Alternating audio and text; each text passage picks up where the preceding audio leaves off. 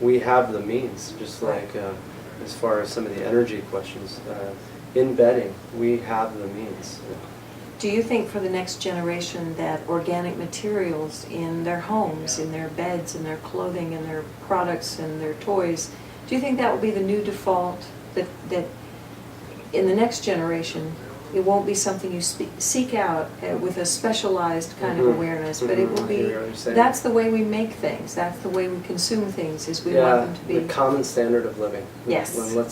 Let's hope that it goes that way, and I do think it will go that way, because unfortunately I believe that we're not going to have the choice as much as we had it, and that's fine. I think the answers to our issues are at our hands. You know, if we were all raising sheep, you know, wool's been around way before the Bible. There's a reason why it continues to be there and there again. We have the means, just like as far as some of the energy questions. In bedding, we have the means. And the Savvy Rest is the forefront of making sure that this happens. We have the means to grow the fibers that we need without harming animals or the earth. That sheep have one of the least impacts on earth. You know, as far as body weight, as far as what it eats, and also wool is a byproduct of that process. So wool is a byproduct of a growing, you know, activity that is very harmless on the earth. And very ancient. Very ancient, and one thing people should know is that wool on sheep needs to be sheared.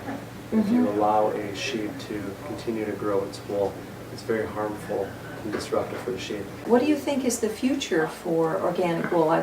We've noticed that our niche and the interest in our products is growing, and it even has stayed steady, you know, ups and down, economic ups and downs notwithstanding. People are more and more expressing interest in organic mattresses and organic wool as a material.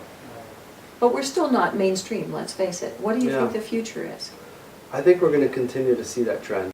I do think that it is going to continue to evolve. I do think that we are just seeing the beginning of it.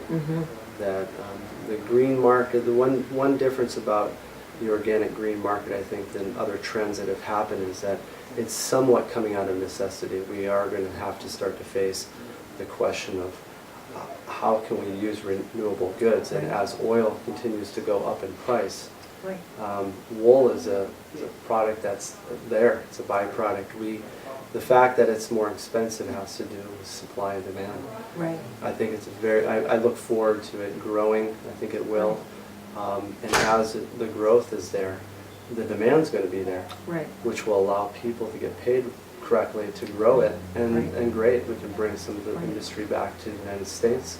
And hopefully we see that happen. But the last thing, as far as where I see it, I also see the organics starting to trend and drift over into more of the other end of the spectrum of the market. Right now, I think it's kind of in the middle to upper, and I think we're going to also... I mean economically? Economically, social groups that the upper class is already starting to get into it. Organic as a luxury item. Yeah, organic as a luxury item, which is fine and great. Hey, all the better.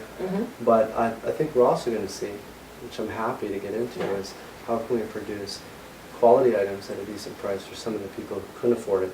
Because let's face it, there is no other place in reality that you're spending 8 hours a day with your head deeply into it, and rightly so. Yeah, it really is a sanctuary.